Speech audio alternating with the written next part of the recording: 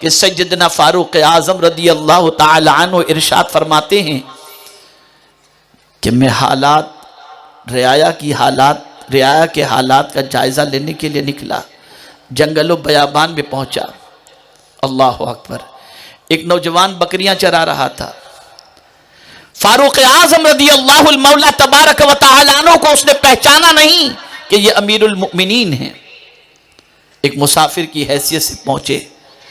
नौजवान को आपने देखा, इरशाद फरमाया, ए बकरियां चराने वाले, किसी बकरी का दूध दोह करके थोड़ा सा मुझे दे दे, भूख लगी है, मैं एक मुसाफिर हूं।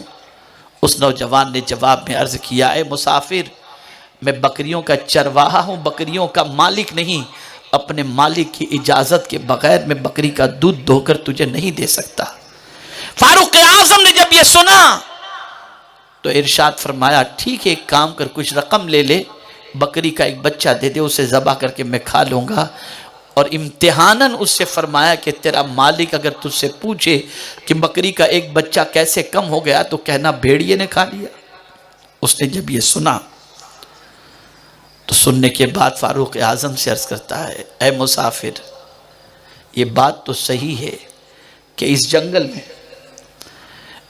जंगल में मेरा मालिक तो मुझे नहीं देख रहा, लेकिन क्या मालिक का मालिक भी मुझे नहीं देख रहा?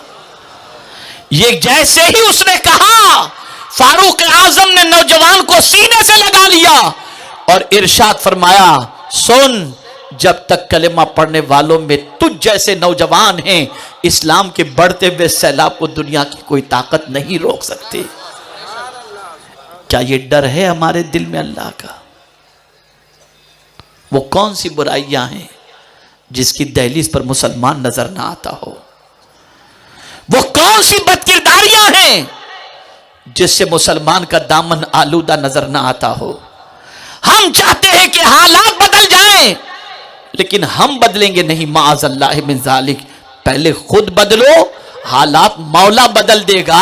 अरे मैं अक्सर कहा करता हूं, जरा इतना तो सोचो, एक मस्जिद के करीब रहने वाला बेनमाजी शख्स जो नमाज भी नहीं पढ़ता, तिलावत भी नहीं करता, लेकिन उसने अपने आप को चेंज करने का इरादा किया और उसने हज का फॉर्म भरा, नंबर लग गया।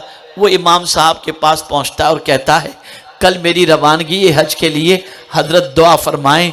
इमाम साहब जानते थे कि ये नमाज नहीं पढ़ता, लेकिन बावजूद इसके जब उसने कहा मैं हज के लिए जा रहा हूं, तो इमाम साहब उससे कहते नजर आते हैं, मेरे लिए भी दुआ करना।